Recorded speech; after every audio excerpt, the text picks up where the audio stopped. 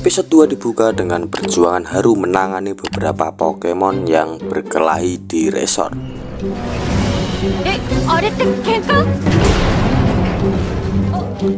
Namun ternyata si Haru hanya tertipu dan para Pokemon hanya sedang bercanda saja. Di sini lagi-lagi si Furret dan Rattata berlarian ke sana kemari hingga membuat si Haru kewalahan dan kebingungan, dan film pun dimulai. Tyler dan Alisa sedang mengamati Haru saat dia mencoba menemukan sinyal HP di pinggir pantai. Di sini Tyler memberitahu Alisa bahwa Haru ingin mencari data tentang Pokemon. Di sini Alisa mengatakan bahwa sinyal HP di sini sangatlah jelek. Teringat ketika ia juga pernah mengalami masalah sinyal ponsel yang serupa ketika dia mulai bekerja di resort ini pertama kali. Sementara itu Tyler merasa kasihan pada si Haru.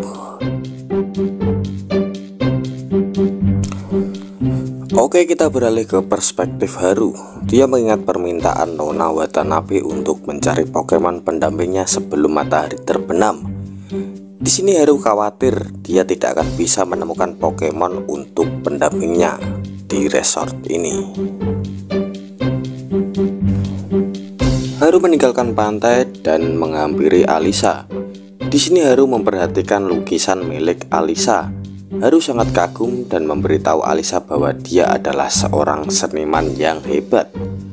Tapi Alisa mengatakan siapapun bisa menjadi seorang pelukis yang hebat.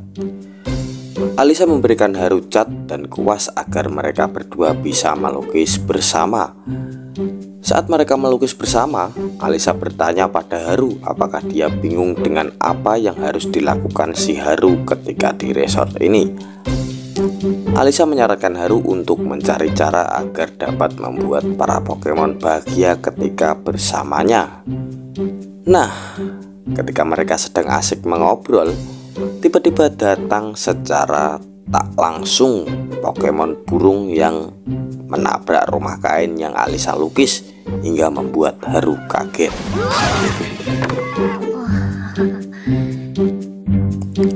Belakangan ini, Haru mengunjungi Tyler dan meminta nasihat yang berguna darinya.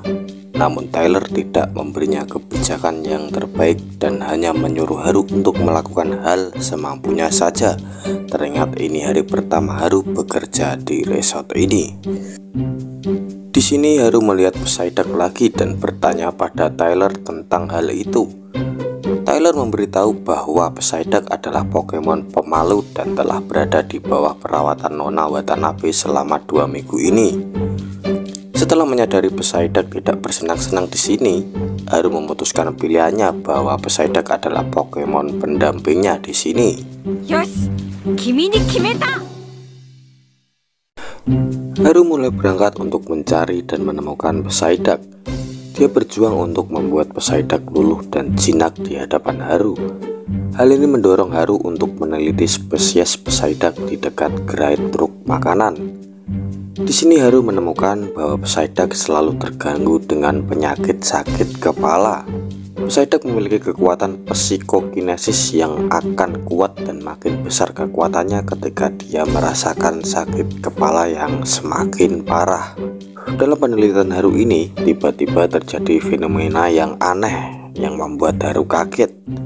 Kotak permen di samping Haru terbang ketika Psyduck muncul di hadapan Haru. Di sini Haru menyadari Psyduck kesulitan untuk mengendalikan kekuatan psikisnya, dan Haru pun mengejar si Psyduck dengan skuter resort. Diglett muncul di tanah dan menyebabkan Haru bertabrakan dengan Tyler hingga mengakibatkan dia menjatuhkan ramuan makan menutup yang Tyler buat. Haru meminta maaf kepada Tyler, tapi dia bilang tidak apa-apa. Di sini Haru menjelaskan pada Tyler bahwa dirinya sedang mengejar Psyduck dan tiba-tiba Diglett muncul hingga membuat Haru kaget dan menyebabkan kekacauan ini terjadi.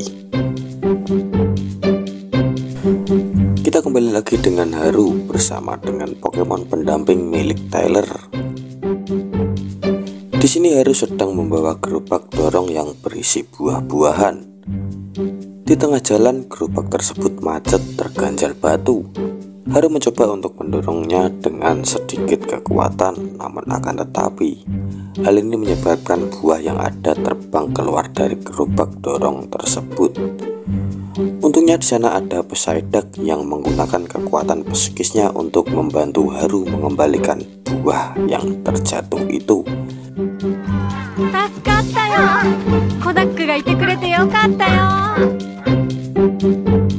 Haru pun berterima kasih pada Poseidon atas bantuannya. Karena perilakunya yang pemalu, Poseidon berusaha memalingkan diri dan berusaha pergi.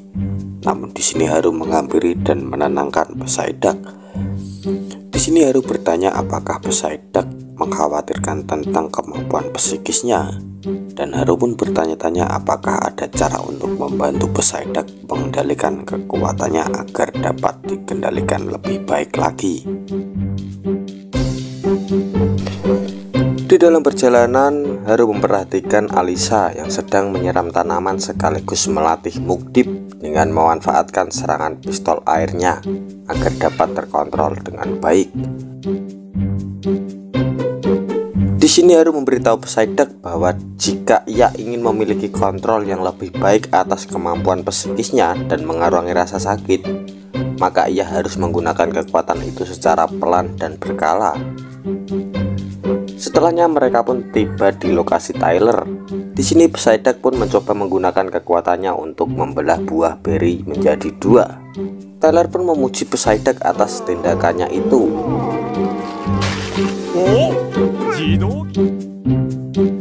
Dengan kekuatan ini mereka mulai menyelesaikan beberapa tugas resort.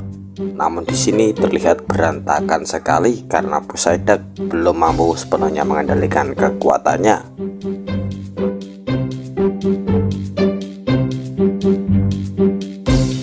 Nah, di malam hari Poseidon dan Haru duduk di area balkon kamarnya. Haru menunjukkan permen favoritnya kepada Poseidon. Haru meminta Poseidon untuk membuka tutup kaleng permen itu dengan kekuatannya. Di sini Haru meminta Poseidon untuk melempar permen ke langit dengan kemampuannya, dan mereka pun terlihat bersenang-senang. Nah, setelah mengalami pengalaman lucu melempar permen dengan Poseidon, episode ini ditutup dengan keduanya menatap bintang jatuh di langit dan film pun berlanjut.